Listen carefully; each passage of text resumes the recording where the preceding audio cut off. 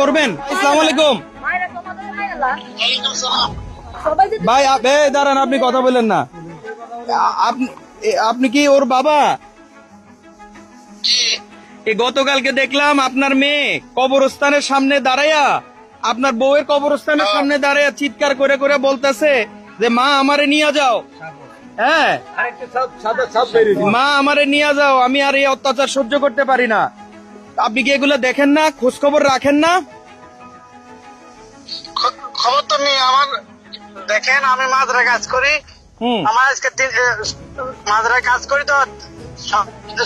কত কষ্ট করতেছেন রোদ্রের ভিতরে, আপনি একজন প্রবাসী, কত কষ্ট করতেছেন, এই মাজরায় কাজ করতেছেন।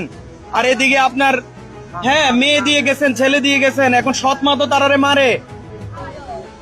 স্ত্রীকে কখনো সাবধান করেন নাই? এই যে আপনার স্ত্রীকে সাবধান করেন নাই কখনো? আপনি মুখটা সরান না কেন? করছি। আপনি এমনি সরাবেন, বড় তো সরাইবেন, অন্ত সরানি এমনি ভাইরাল হয়ে ইনশাআল্লাহ। এই যে এখন টিকটকে ভাইরাল হয়ে যাবেন। এটা সরান। এই যে শোনেন, আপনি শোনেন, ওর বাবা, আপনি কি আপনার এই স্ত্রীকে সাবধান করেন নাই কখনো? করছি। আচ্ছা, এখন এই বাচ্চা দুজনকে আমরা নিয়ে যাবো না আপনার এই বউয়ের কাছে দিয়ে যাবো? কোনটা করবো কোন? কাছে নয়, আমি কি করব? এখন আমরা একটা কাজ করি, এই বাচ্চা দুইজনকে আমরা নিয়ে যাই। আপনি আসেন, আইসা আমাদের কাছ থেকে সুস্থ অবস্থায় বাচ্চা নিয়ে যান। লাগবে নাকি আপনার স্ত্রীর কাছে দিয়ে যাবো? কোনটা করব? দেখেন, বলেন সুন্দর করে, ভবিষ্যতে যেন না হয় একটা শর্ত করে দিয়ে দেন। যতটুকু শুনতে পারছি, আসার পরে ইউনো এবং লালমাই থানা থেকে ওনাকে আন্ডারটেকিং দিছে যে 1 মাস ওনারা দেখবে।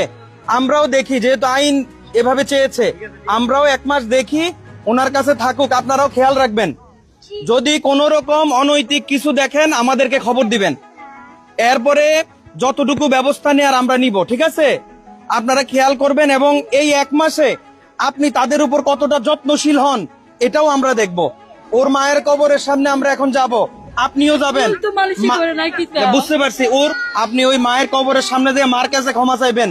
মায়ের কবরটা মনে হয় এখন মাটা দুমড়ে মুচড়ে চাইতেছে মা এই বাচ্চার কাছে চলে আসুক কবর থেকে।